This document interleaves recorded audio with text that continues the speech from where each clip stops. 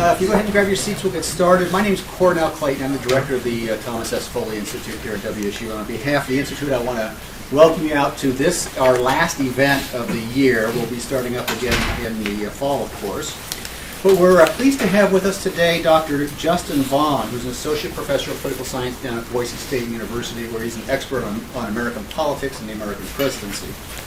Dr. Vaughn received his PhD from Texas A&M University in 2007, and he's been a visiting researcher at several presidential libraries, including the Nixon, Bush, and Clinton libraries, as well as a speaker at the Brookings Institute, the Carnegie Institution for Science, and institutes and universities across the country.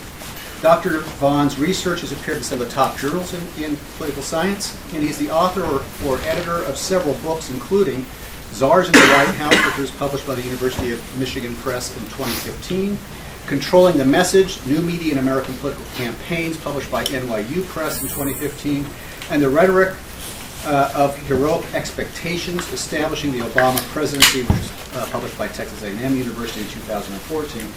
Dr. Vaughn is currently working on two separate projects, one examining presidential greatness and the other focusing on the rise of the post-rhetorical presidency. Join me now in welcoming Justin Vaughn.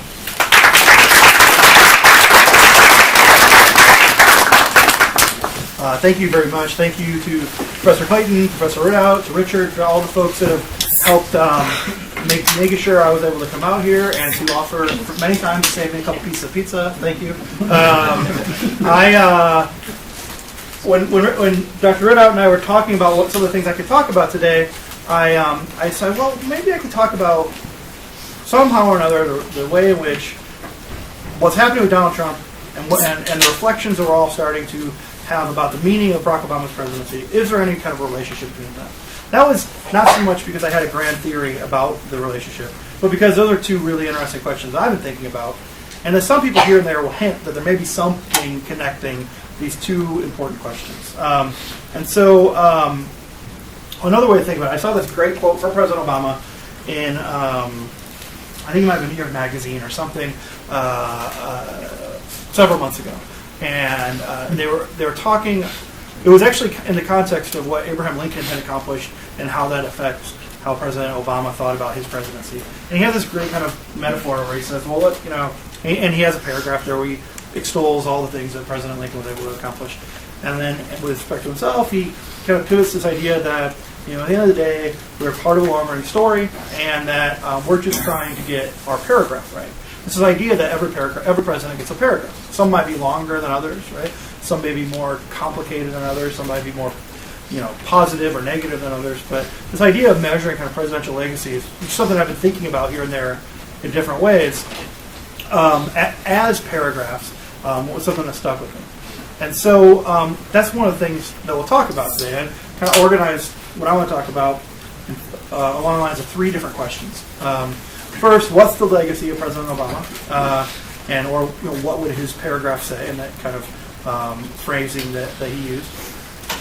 Second, what explains the rise of Donald Trump? Right, something I think a year ago, very few people would have predicted happening the way it's been happening. Right, and then is there as we see as we're in the waning days of the Obama administration, and maybe the rise up to the beginning of a Trump administration, is there any linkage between these two things? And so that third question, I'm much more speculative about, I'm actually eager to hear thoughts that some of you might have on how these two phenomena might be interrelated. So we'll start with this idea of President Obama's paragraph. Professor Clayton mentioned a study that I'm involved with concerning presidential greatness. And a colleague of mine, Brandon Roninghouse at the University of Houston, and I did a kind of on a lark, a study of political science experts in the presidency and how they ranked our presidents. These kinds of things, you probably have seen media coverage of these sorts of studies for many years. And you could probably predict who would be at the top and who would be at the bottom. But one of the things that we thought made it important for us to do our study was that no one had ever asked political scientists about this. It was usually historians or other kinds of experts, or even journalists or kind of celebrity public intellectuals, but nobody ever asked political scientists who think about the presidency as an institution in really different ways than how historians would think about it. And so we did a survey throughout this online survey throughout the summer of 2014, and the results of the study were really interesting, both with respect to President Obama in general, but also the presidency, or with respect to President Obama specifically, but also with respect to the presidency in general. And so President Obama, in our study, comes in 18th, and so a little bit better than middle, right? But not a top 10, not almost out of the top 20, right? So so top half president, right? For some comparison, he comes in right after George H.W. Bush, whose reputation over recent years has dramatically increased or become more positive. If you look at the other modern day Democrats, almost all of them finished ahead of President Obama in 2014. So Franklin Roosevelt, of course, number 3. Truman, Clinton, LBJ, JFK, all of them finished ahead of President Obama. And this isn't, a survey of, the Claremont Institute, right? This is all political scientists. So, and when we broke down the demographics of self-reported demographics of the respondents, this is a predominantly Democratic group, predominantly self-identified liberal group, right? So it wasn't a bunch of Obama haters, right? And yet, these experts in the presidency, from an institutional political science perspective, found that Obama was a better than average president, or in the top half, but not extraordinary, right? We also asked a series of specific questions and asked the respondents to rate each of the modern presidents. So basically going back to Teddy Roosevelt, rate each of the modern presidents on a handful of specific characteristics. Their integrity, how skillful they were at leading the military, how skillful they were at engaging in international diplomacy, how skillful they were at dealing with Congress. And we had another one I don't have up here, but another presidency scholar had asked if we could add a question about the extent to which you saw this president as a champion of the people, which is not really relevant to what we were interested in doing, but was relevant to a project that he was involved in. And so we added on, and President Obama did better on that champion of the people question. I don't know what that means, though. And so the ones that we were more interested in, you see that he did in the bottom half of modern presidents, right? Even on things like integrity, which really kind of blew our mind. That I mean, there's lots of things that people say about President Obama. Lots of people love him, lots of people don't like him. But integrity is not usually something that he gets hammered on, right? And yet, among modern presidents, he was in the middle and not in the top half. And so on this snapshot of President Obama standing among presidency scholars in 2014, right? So he's still only 3/4 of the way through his presidency. He is kind of a little bit above average in general, maybe a little below average compared to his modern presidents on some, his modern colleagues on some specific characteristics. So this kind of gives us a starting point. When we're writing this paragraph, right, we're going to think in large part about what he was able to do and what he was not able to do as president, right?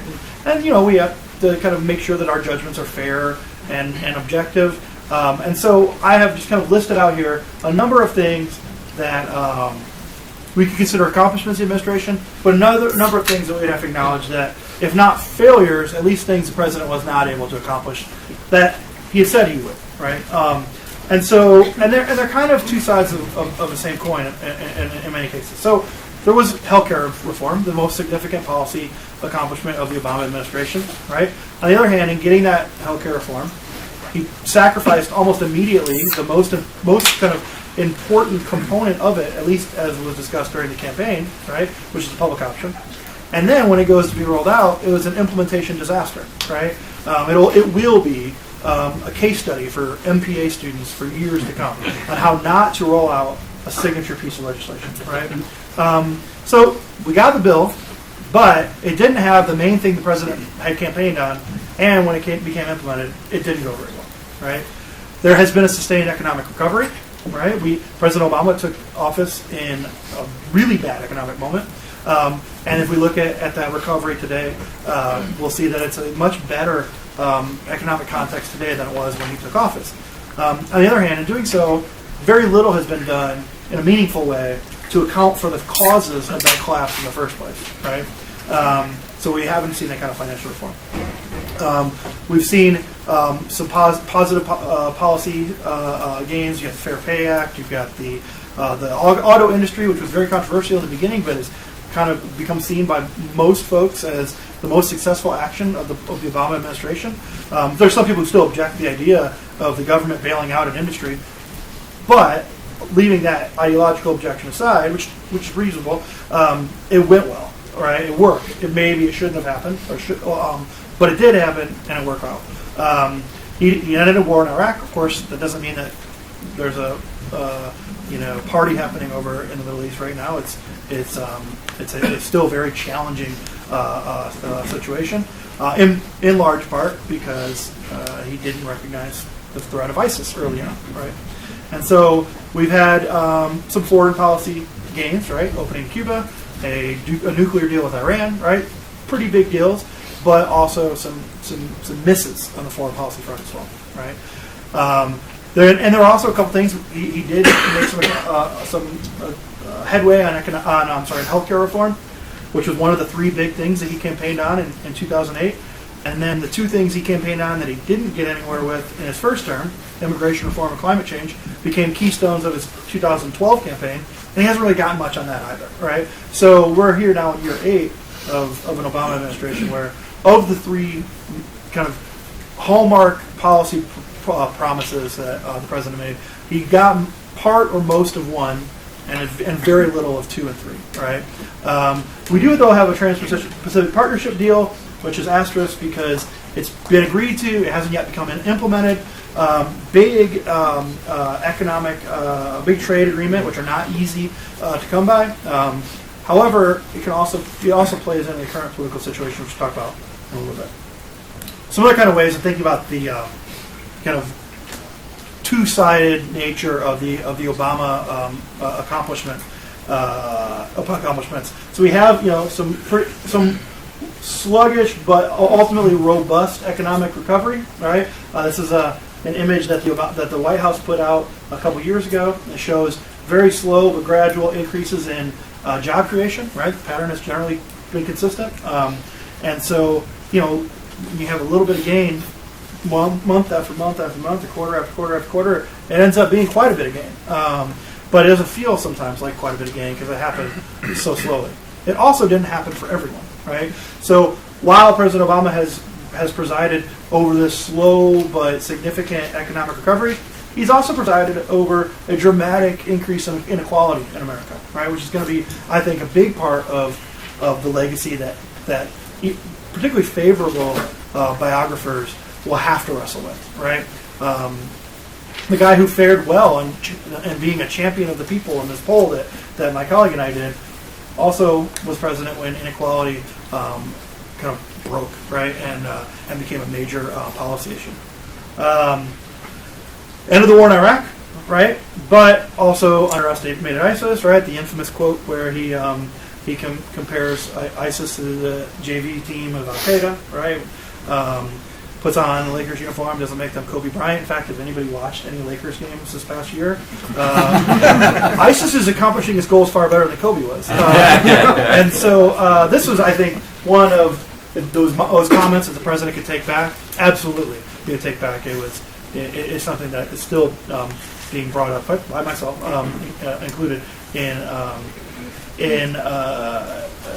criticisms of ISIS. He acknowledges and ends torture. Right, he gives a big speech early in the 100 days. Towards the end of the 100 days, he goes to National Archives, standing in front of the Constitution, right, and he acknowledges there's been torture and that we're not going to do it anymore. He then more specifically admits it, says we tortured some folks, right, and that we're not going to do it anymore. And I guess we're not doing it anymore, right? Certainly not on the front page. It's certainly, we don't see his administration defending the practice, right? Like we saw the previous administration. We do see President Trump, or future maybe President Trump. I don't know what that slip indicates. But we do see that in some parts of the Republican primary that returning to some of these behaviors is discussed. Right? So we have to acknowledge that President acknowledged that torture had been a policy action undertaken by the United States government, and that we weren't going to do it anymore. On the other hand, which is good, right? John McCain applauds him for it. On the other hand, same person who ends torture presides over a dramatic increase in drone warfare, right? Which has, and this kind of meme, I don't always order drone strikes against children, but when I do, I'm sure I'm wearing my Nobel Peace Prize. And when given the Nobel Peace Prize, I don't think any of those folks who voted on that would have imagined the rise of drone warfare that has persisted on the Bush administration. I'm sorry, the Obama administration. Again, another slip that may be addictive. He has presided over a new era of civil rights, right? Particularly with respect to LGBTQ issues. Now we also have to remember that word "evolved" is important. The president famously used that word in saying why he wasn't quite yet in favor of kind of equal rights in this area. He finally got there thanks to Vice President Biden, from going on TV and telling the truth and getting in trouble for it later, and then putting the president in a box where he had to suddenly evolve too, right? But once the White House did take that final step, that for several years President Obama had said, "I'm evolving, right? I'm evolving, not quite there yet. Okay, fine, I'm there now, and we're going to turn the lights on the White House, right?" If I was in Berlin around this time, and the U.S. Embassy in Berlin was decorated the exact same way. So throughout the world, the administration is saying we have taken this big step, right? On the other hand, advances in civil rights are not equal across groups, right? And so while the president has taken that step on LGBTQ rights, he's also become the deporter in chief, right? More deportations taking place under the Obama administration than before. So, when we tell the story and we focus on these different dimensions of the president, you scratch a little and you can find a good side to everything bad and a bad side to everything good. So what's that paragraph maybe going to look like? Well, I think, and it can change, right? But if I had to write it today, I would say it's probably going to be, in the grand historical scheme of the American presidency, an average presidency, right? That had a lot of potential, didn't fill. Using the wording from one of the projects I've done in the past that Professor Clayton mentioned, unfulfilled expectations, right? Immense expectations rested upon Obama's shoulders when he took office. Some of those that he encouraged us to have for him, right? And so impossible for him to live up to. And of course, if there's impossible expectations, you don't live up to them, right? But that, I think, will be part of his paragraph, right? Not very many major accomplishments, and the things that we can talk about, healthcare reform, for example, are quite conditional. On the other hand, with the exception maybe of misinterpreting the importance of ISIS, not a lot of big mistakes either, right? There were no major scandals really during the Obama years compared to other presidencies, and those that did exist were really not directed. You couldn't really tie them, despite significant effort, to the White House, right? You had Hillary Clinton in Benghazi, right? You got the Fast and the Furious stuff in the ATF, but those really didn't come from the White House, right? This wasn't like Bill Clinton getting impeached for his own activities, right? Or presidents being aware of certain bad behaviors. Another thing that presidency scholars, I think, expected in 2008 was this might be the beginning of a new era, right?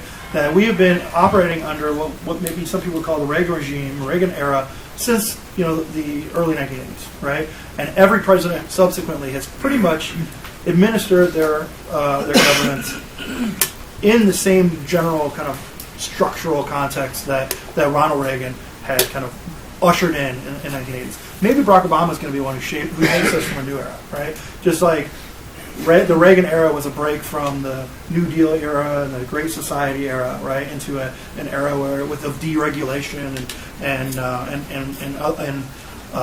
reduced kind of welfare state and so on. Maybe President Obama will be a break into something new, maybe more progressive era, right? President Obama called himself a progressive, right? He said, "I'm not a liberal, I'm a progressive." But we haven't really seen that, right? And instead, we've seen the president not only because of his own choices, but the context within which he had to operate, unable to really turn any meaningful corner, right? And instead, it's just been another 8 years in this era, right? And so I don't think there's a famous book maybe some of you may have read or heard professors talk about, written by a presidency scholar named Stephen Spironic, who breaks down the kind of history of American presidency in the cycles, and there's always these kind of pioneering presidents that break into a new cycle. And I don't think President Obama will be one of those, right? There probably will be one for reasons we'll talk about momentarily, sooner rather than later. But I don't think it'll be him. Now there's still time, right? He's still president until January, right? And then he has, one would expect, a long life ahead of him, right? He's a young man, and so multiple decades, perhaps, still to affect the way we think about him as an ex-president, post-president. So it's possible that some things will occur, or we'll learn about, that might change that paragraph, right? But barring those changes, barring those developments, that's where I think our historical understanding of Obama, the Obama years, will be, when neutral histories are written, 2, 3, 4 decades from now. So, hard pivot to point number 2. The rise of Donald Trump, right? So, as we're winding down and, retrospectively evaluating Barack Obama, we're looking to a future that may be dominated by a President Trump. It certainly is among the more interesting questions that political scientists have been trying to wrestle with over the last several months, explain this phenomenon that many people didn't see coming. So what is this Trump phenomenon? So just some basic stats, right? As of today, Trump's won almost 9 million votes, right? That's 2+ more than Cruz. That's almost 6 million more than John Kasich, right? So lots and lots and lots of Americans have gone to the polls and voted for him, right? He's won 845 delegates, right? He's about 2/3 of the way to where he needs to be to get the nomination. And there's 733 left for him to get that, not quite 400 more that he needs. It's going to be close. I don't know if he'll get there or not. The fact that many of the remaining Republican primaries are winner take all or winner take most is in his favor, but he still might not get to 1237. Certainly in news this morning and yesterday of Kasich and Cruz formally allying with each other to try to stop him from getting to 1237 would indicate that it's not going to be a cakewalk for him. He's won 22 states, right? That's twice as many as Ted Cruz has won. That's 22 times as many as John Kasich has won. Right? John Kasich's one victory coming in his home state of Ohio, right? Marco Rubio, who didn't win his own home state, did win on another state, Minnesota, before he dropped out. He also won Puerto Rico, and he won Washington, D.C.'s caucus, I believe. So if you add up all of the other victories, Donald Trump still beats them by 10 states, right? So when we think about the Trump kind of phenomenon, I think one of the things we first got to think about is this is not somebody who came out of nowhere and got more votes than we expected, right? This is someone who's come out of, he's been a well-known national figure, entered into a presidential primary race where no one really thought he would do much, and has dominated, right? Not exceeded expectations, but blown those expectations out of the water. Some kind of interesting images. So I couldn't figure out how to drag this into my PowerPoint. So I had to ask my wife how to do a screen capture like this. And so between the two of us, the 2 PhDs allowed us to get this image into this PowerPoint for you. But it shows you where Trump has performed well. It's not totally up to date. Actually, no, it's up to date. But it shows the darker the red, the better Trump has done, right? Some of those blank states, they haven't had these contests yet. But you see, in general, there's certain places where he's strong, right? The Deep South, the Northeast, New York, of course, his home state, and then some places where he hasn't done quite as well. So he gives us an idea of where he plays, which is going to be important in a moment. So Donald Trump has dominated. Who has been instrumental to this domination? Some interesting kind of things that we can observe from public opinion analyses and from kind of vote analyses and from some other work that's been done by political scientists in the last few months. We know that Donald Trump's typical supporter is a non-urban, blue-collar white male, right? But then again, that's pretty much true for most Republicans. So for John Kasich and for Ted Cruz especially too, right? We know though that he is particularly strong in the Deep South, in the Midwest, and the Northeast. Not in the West, right? And especially not in what I would call like the Mountain West, interior West, right, which is Ted Cruz country. And one of the areas, one of the kind of interesting correlations between where Donald Trump has been successful and where and other factors going on in the United States is that the places that have been hit the hardest by the economic consequences of NAFTA and by the rise in Chinese manufacturing over the last few decades are the places where Donald Trump's the strongest, right? So where you've seen a certain kind of industrialization go away, right? Where generations of employment had its particular option, right? Low skill, low knowledge, low education jobs that you can still get middle class salaries at, right? Have gone away. They don't exist anymore. And those are the places where Trump plays the best. To give you an idea, this is an image from an economics piece recently, and it shows which parts of the United States were hit the hardest by the consequences of NAFTA and by the rise of Chinese manufacturing. Right? It looks pretty similar to this, right? And so the places, even within strong Republican states where Trump is not as successful, has not hit quite as hard as the places where he is successful, right? Which maybe helps me understand why the differences in the message that Donald Trump is putting out there, and the differences between that and what Ted Cruz is putting out there, why maybe Trump's message is catching on in some places and not in other places. Other important things we've learned from some interesting kind of social science analysis that's been done. Who are these folks? When we think about them at the individual level, right? There's a study that showed that when asked where your ancestors came from, right, or how do you identify the ethnic, ancestry of previous generations, people who like Trump were more likely to say my ethnic identity is American, right, not European, not Irish, not Italian, not Asian, American, right? Which is an interesting observation. There's a study that was done by a PhD student at the University of Massachusetts, I think, but kind of used data from the dissertation that student was writing to show that people who supported Trump are more inclined to also support authoritarian characteristics in political leaders, right? Then some other political scientists replicated that and found, actually, no, that's not true. So maybe Trump supporters are more authoritarian, or maybe they're not. We don't really know, right? But when that first article came out, lots of people, journalists and social media, put that out because it seemed like it corresponded with what they thought they understood about Donald Trump. What we do know is that the people who support Trump are more likely to hold populist beliefs, right?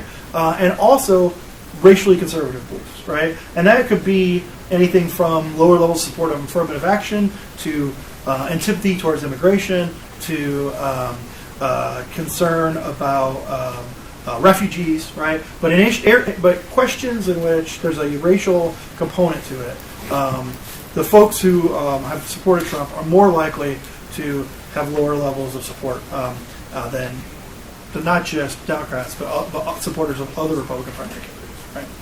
So we know a little bit about where Trump supporters are coming from, who they are as individuals, what their economic and kind of cultural contexts are.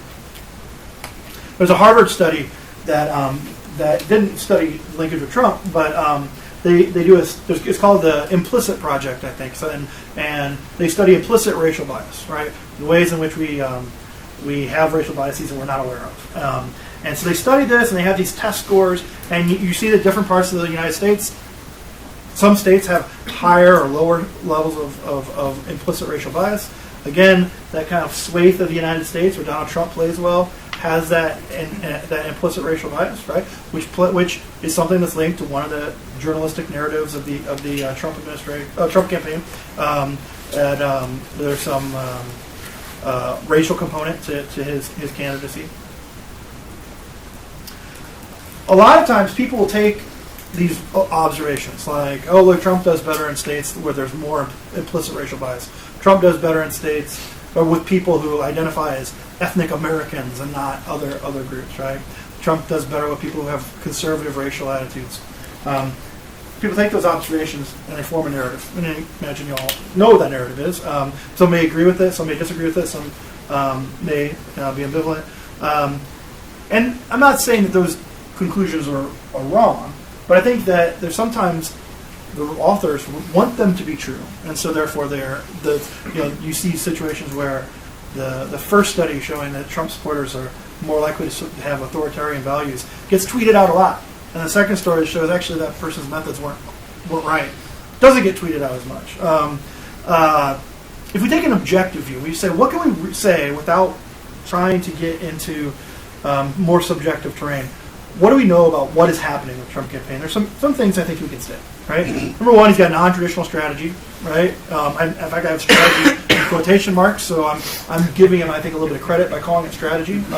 It's going on television and talking, but not doing any of the behind-the-scenes stuff that presidential campaigns we used to think were made or broken by, right? Lack of traditional structure. He's got complete amateurs as his high-level advisors, right?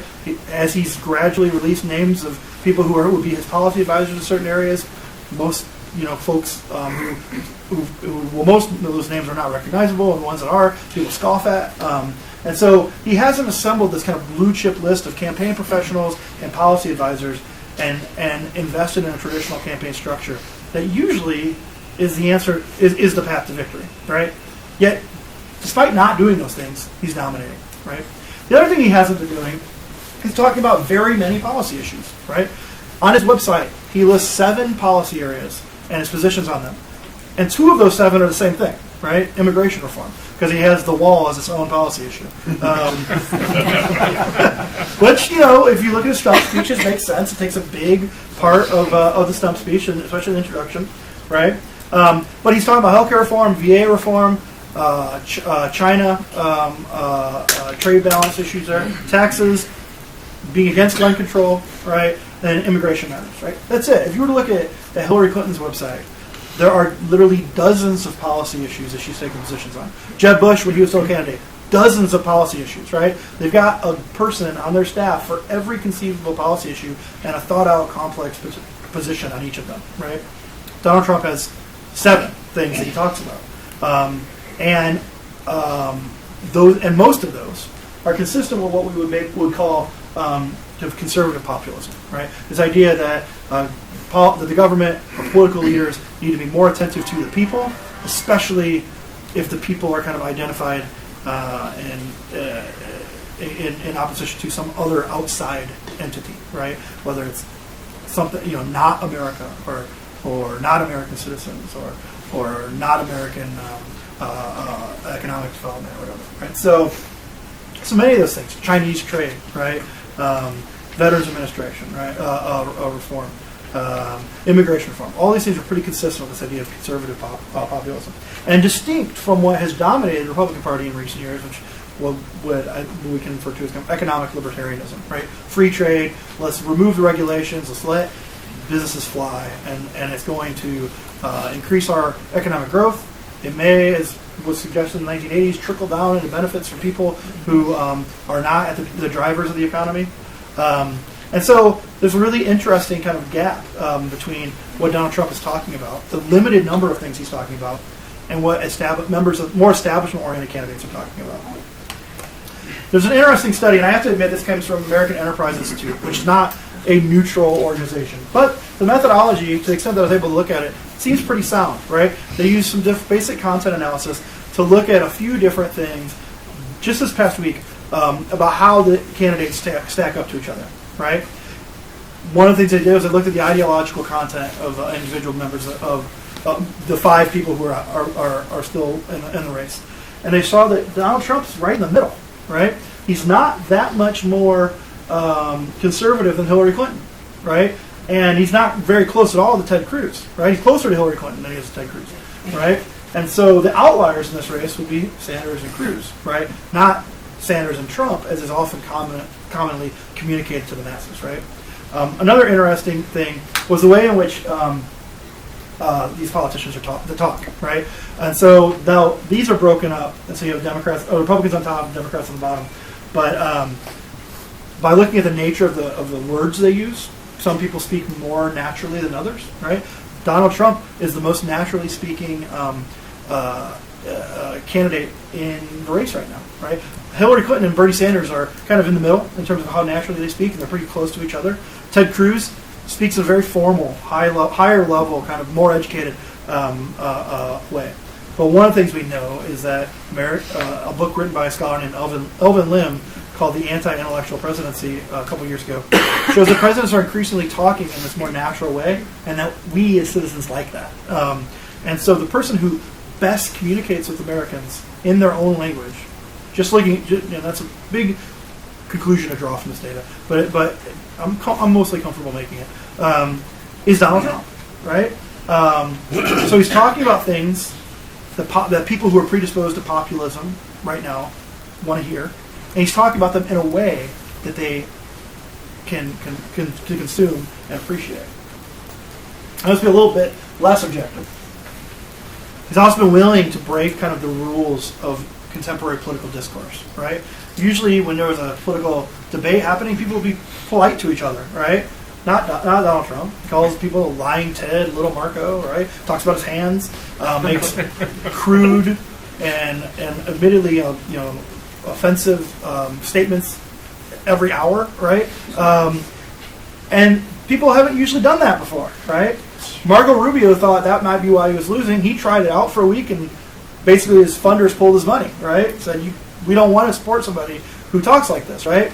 So what was interesting was those pressures that usually keep people from behaving the way Donald Trump behaves worked for Marco Rubio, right? He started acting in a Trump-like way. He's got his money pulled. He dropped it out of the race, right? Donald Trump, on the other hand, every time something comes up, and I don't think people think about it anymore, but some new statement will come out, and people say, "Oh, that's it, Trump's done." Now he, just goes up 3 points in the polls, right? And so there have been these rules that have kind of governed informally political communication. Trump breaks them, and then there's no sanction, right? And yet those sanctions work for other people in the campaign. Related to this, some of these rules also are those that govern polite society, right? You're not supposed to say racist things. You're not supposed to say horribly offensive things, right? Demagoguery in general is considered a bad thing, right? But that has been part and parcel with much of what Trump has been doing, right? And it also makes it easy for people who don't like the rise of Trump to kind of paint his supporters with this broad brush and say, well, Trump talks like a racist, right? Or at least the sections of his speech that we put on television, he talks like a racist. We don't usually put the sections where he's talking about NAFTA or VA on television, right? Just the ones where he's talking about the wall. But in those sections, he's saying things that are pretty terrible. And therefore, anybody who's voting for him must also be like that, right?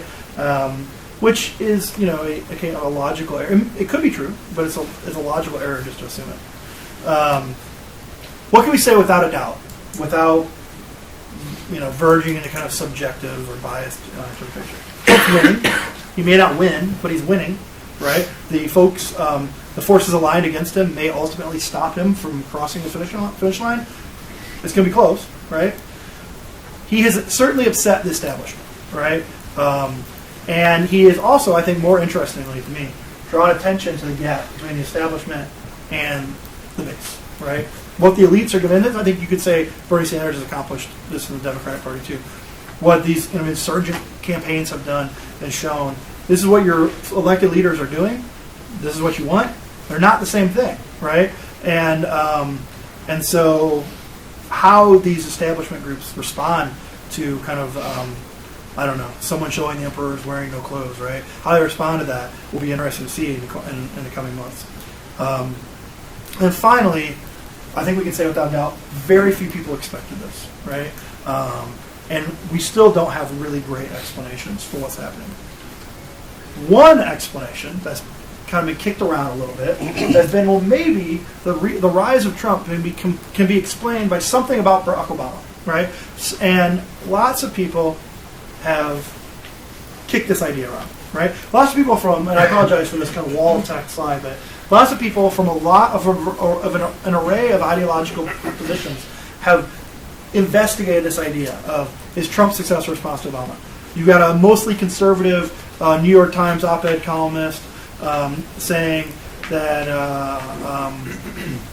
President Obama's reliance on certain kinds of imagery and an embrace of the kind of unitary executive approach, or at least unilateral components of the presidency, has paved the way for a campaign by Donald Trump that relies entirely on this kind of great man imagery and promises to continue with this kind of embrace of unilateral power.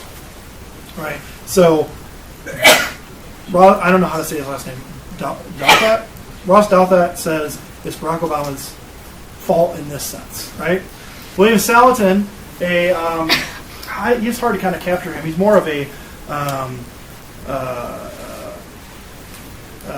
contrarian than anything else, really. But he makes the argument that it wasn't Obama, and in fact, he responding directly in his op-ed in Slate directly to the piece that Ross had written in the New York Times. He says it's not Obama's use of power and Obama's style that created Trump.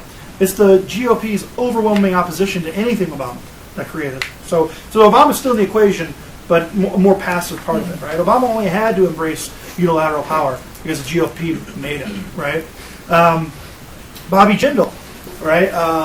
After concluding his havoc in the state of Louisiana, has decided to become an op-ed writer, and he wrote something kind of interesting on March 3rd, a very snarky piece in the Wall Street Journal, right? And he says that Barack Obama has created Donald Trump because people are tired of this, cool, laid-back, not full-throated endorser of very many things style of leadership in the White House. They want a guy like Donald Trump who's going to convey strength and boldness, and when he says something, he means it, right? It's going to actually happen, and there won't be, qualifications or nuance, right? Nuance is a bad thing, I guess. And so again, you got this idea coming from the right that Barack Obama's style of leadership created a desire for Donald Trump's perceived style of leadership. And then Elias Isquith, more recently in Salon, a liberal online news magazine, wrote, it's actually, Donald Trump is a response to Barack Obama, but it's because after 8 years, those folks in that kind of southern and eastern slate of the United States have felt anxiety, that the one thing they could count on was their privilege, and they don't have that anymore, because we have an African-American president, right? The last vestige of kind of poor whites, solace is gone. And so I don't know that any of these arguments are good. But what's interestingly is that, to me, is that people all along the ideological spectrum are wrestling with trying to find a way to tie how we're winding down the Obama administration and how we may be winding up this next thing. Maybe, as I was thinking about this, maybe it's a less direct connection. Instead, perhaps it's the national context. At the end of the Obama era, which of course Barack Obama has some responsibility for. He's been president for the last 8 years. Presidents are responsible, at least culturally, right, for the way, or held responsible, at least culturally, for kind of the way the nation functions during their administration. And so as we end the Obama era, we've got significant inequality. We've got a directionless foreign policy that, rather than a broad theory that kind of explains the things we're doing, we're kind of picking different approaches to different places that sometimes seem like they change month to month on how we're strategically pursuing our interests. We've got a war on terror that is now the longest war in American history, right? No end in sight. We may get rid of the TSA, which is good, but not because terrorism's gone, but because it's totally inefficient. We've got the Tea Party that began in some part as a response to President Obama, right? Or large part, I think, as a response to President Obama, that has then kind of cannibalized the Republican Party, right? Over the course of 3 congressional cycles, right? You've seen the establishment just kind of be eroded and replaced by very conservative, populist-oriented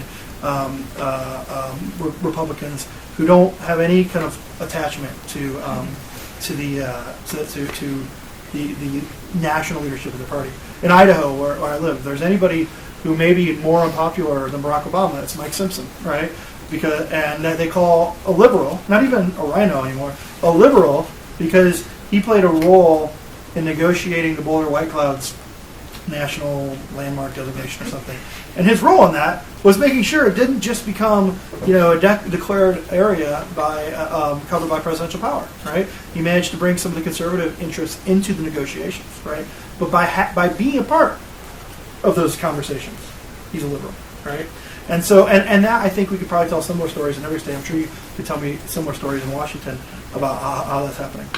You've got, the Trans-Pacific Partnership moving forward, right? Not yet implemented, but on its way, right? Despite what we see as decades of consequences in the United States of NAFTA, right?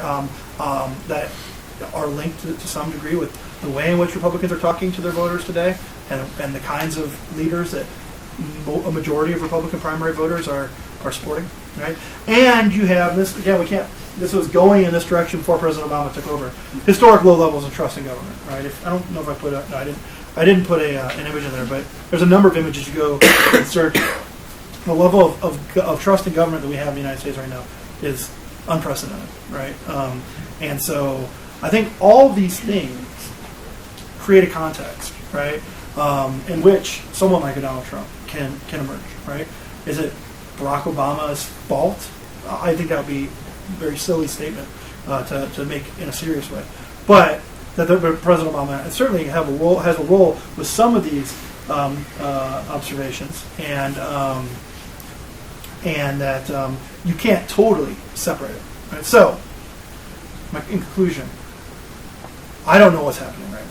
Right? For years, whenever I was on an airplane and somebody would introduce themselves next to you, so what do you do?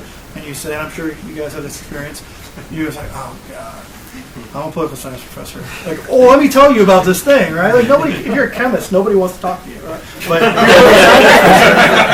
and in the next 4 years of your life are miserable, or 4 hours of your life are miserable. 4 years maybe, depending on how this goes. So I always say, I don't know. I have no opinion. I don't know. But I was lying. I had an opinion. Now I really don't know. What's going on? Everything that's happened so far has taken me by surprise.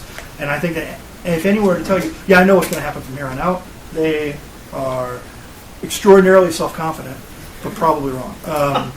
And so what I do know is that as we try to wrestle with some of these interesting questions that I think are kind of on our collective mind right now, I think the best thing to do is say, well, let's let go of what we think we know. Let's let go of some of the commitments we have to particular ideas or theories or values or whatever, and instead try to kind of put things in a more neutral setting. For example, there's a really great political science blog called Mischiefs of Faction, and they write about national American politics, but all the folks who write for it are also political party scholars.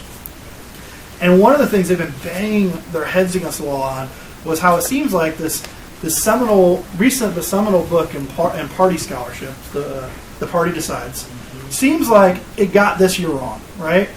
How on earth can we rationalize what's happening in this theoretical framework? But none of them were really willing to step back and say, maybe that's just not the right theoretical framework, right? Maybe it's just not totally right all the time. And because they had their professional careers and their own training kind of maintaining that kind of intellectual allegiance, I guess, into that certain way of thinking. And so I think if we can let go of whether it are theories that we believe or values that we hold or opinions that we've got about individuals or parties or regions, that we may have a better chance at understanding what's really happening in this kind of curious political year. Thank you very much for...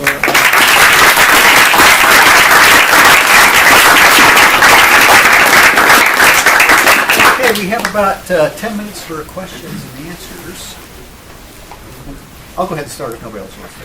I want to push a little bit on your argument that Obama is not a transformative president, and also about what's leading to the rise of Trump. Mm-hmm. And you focus primarily on sort of his policy successes or lack of successes and his standing, in terms of reputation. Mm-hmm. My guess is if you went back to Reagan at the same period of his presidency and you did a reputational survey, it would come out just as divided as on Obama. You're actually right, yeah. But what I really ask is whether or not it'd be better to look at, rather than looking at policy transformations, and I think they've been quite successful, pretty major ones under Obama, we'll look at it in hindsight, but but rather look at electoral coalitions. And one thing that is clear, it seems to me, is that the coalition that emerged, I think it began with Richard Nixon in 1968 and the Southern Strategy sort of calcified in 1980 under Ronald Reagan. That coalition is not going to continue past this election. There'll be a Republican Party 4 or 8 years from now, but it'll be a very different electoral coalition they have. Yeah. And who knows what it is at this point. And in that sense, the Obama presidency is a transformative moment. Yeah, that's good. Okay, that's a good way of thinking about it. You're right. I think that we're going to see over the next 2 or 3 political cycles a massive reinvention of the Republican Party. Maybe the Democratic Party, but definitely the Republican Party. And it could go as far as a split, or it could be I don't know. It could be really interesting what would happen. And the wheels of the Republican Party fell off during the Obama era, right? So there was a transformation. I guess and you're not saying this, but if someone were to go as far as say Barack Obama made the wheels fall off the Republican Party, he destroyed the Republican Party, right? He conquered it. I don't think that's true, right? Because if we look at coalitions, so certainly the Republican coalition is changing, but I don't think Obama hasn't broadened the Democratic coalition at all, right? He did in 2008 and 2012. We saw, very significant African American participation that we didn't see in 2010 and 2014. So Obama benefited from that, right? And in some places, maybe some of the statewide candidates did too. Because coattails. But I don't know that when he leaves office, the Democratic Party will have been fundamentally changed, right? And in part because there's not really that much difference between, despite Obama's 2008 rhetoric about it, not that much difference really between Obama and Bill Clinton, or Obama and Hillary Clinton. They're both new Democrats. All 3 of them are new Democrats, right? And so I think maybe if we now realize that there's that the new Democrats of the Clinton era have become dominant in the Democratic Party, and Obama, though he talked like not being a member of that faction, governed like one, right? So I take the broader point that we need to think more comprehensively about a legacy or about a meaning or about transformation than just what policies did you accomplish. That's how did you rank in a study? Those are very narrow ways of thinking about it. And I think culturally he had a much bigger impact than just those areas. Sure. I build on that. I'm a rural sociologist, spent a lot of time in rural communities and also live in Iowa. So I have a 3-part theory. One is, if you look back to the LBJ period, the Democratic Party lost the white rural working class. They helped Americans, they helped Hispanic people, but in the process they lost the white rural working class. And then along came globalization that made them even madder. And they tended to vote on cultural lines rather than economic lines, really, in joining the Republican coalition of the 80s, et cetera. And now so the third part of my theory is now that coalition is I'm agreeing with both of you, is coming apart. Yeah. Because they have finally figured out that that neither party is really representing their interests. Yeah. And they're looking for a place to go. And so they found a modern day Huey Long Right, that's right. and Donald Trump to follow at the moment. But I agree with both of you. We don't know where that part of the Republican coalition is going to go. But I don't think they're going to go back in with the corporatists. Yeah, that's Huey Long is a perfect comparison. I think that's good. Yeah, I think the Democrats lost them following Great Society, and the Republicans have just lost them following, free trade. And so where do they go? Well, we have a 2-party system, so maybe they choose so far, right? And it's really hard to get a third one, but maybe they choose the lesser 2 evils. Maybe or from their perspective, maybe they form a third party, right? I don't know. But that's really interesting. Yes. So you talked primarily about the executive branch and its role in the recent changes in public policy, but just a little bit talking about the electoral branch or the congressional branch of government. What do you think the role of the stagnation Congress recently has played in people's animosity towards the presidency, just role in general, as well as possibly looking towards a stronger leader for the government as a whole because of the stagnation in Congress in somebody like Trump? That's a good question. Certainly, I think the legislature is much more to blame for that stagnation than the president. The president could probably do some things to marginally improve productivity, right? But not. It's not like if he would play more golf, people would suddenly like him, right? And I think, but I don't know how much the average American voter is able to say.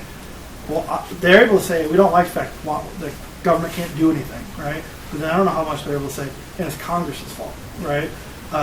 Or it's my member of Congress's fault, or it's my party's fault, right? Because a lot of the same people who say we're mad that the government's not doing anything because of Congress, we're really happy that they're sticking it to Obama, right? And so, yeah, I think that's a pretty sophisticated observation, and I think it's right. But I don't know if that level of sophistication trickles down to folks who are watching MSNBC or Fox News and able to kind of think that complexity, I guess, about it. Do you think a political figure who would have fewer resources, personal resources than Donald Trump, would have been able to do what he has done, igniting this conservative populism? You mentioned Huey Long, but Huey Long even was a governor and kind of was a take down the establishment of his own party sort of deal. But I don't know. What do you think if a political leader could have that kind of influence that Donald Trump has had, even with what his baggage? Donald Trump doesn't have any baggage, so he's able to kind of do anything he wants to do. So you said Donald Trump doesn't have any baggage? Well, any ties that doesn't allow him. He's got lots of baggage. Yeah, he's got lots of baggage. Yeah, no, I do. Yeah, I think what Donald Trump's celebrity obviously is the single most, and I don't think about him as reality TV celebrity, right? So, I mean, I'm 37. My entire life, I think, I've known who Donald Trump was. I mean, to the point that I recognize celebrities, I knew who Donald Trump was, right? And that, I'm not from New York. I grew up in Illinois, right? My family's not in real estate or finance or wealthy or anything. He's been omnipresent in American culture for decades, right? Everybody knows who this guy is. And I don't even still think about him as Donald Trump, the you're fired reality TV guy. I think of him as Donald Trump, billionaire businessman, right? And so I think that advantage going in, right, that even the least engaged political citizen already knows who this person is, and that he's associated with success, sure, right, gives him a much more advantage than the fact that he's also got a lot of money, sure, which because he hasn't had to spend that much of it yet, right? Yeah, I think the fact that he was famous for his own thing and doesn't need the party for anything, right? Up to this point, was the best asset he could have. Because otherwise, if you need the party, you can't take it down, right? Because it seemed like Scott Walker was trying to do what Donald Trump has successfely done, but Scott Walker had the party. Right, and needed it. Yeah. Needed the party. Right. That's how he avoided being recalled, right? So, yeah. We have time for one last question. Sure. Yes, sir. I'm frankly not an enthusiast about a lot of the analysis. The paragraph needs history, needs context, really needs putting the economy into it, and the forces that in fact have bought a lot of the systems you're talking about. I have a very particular question though.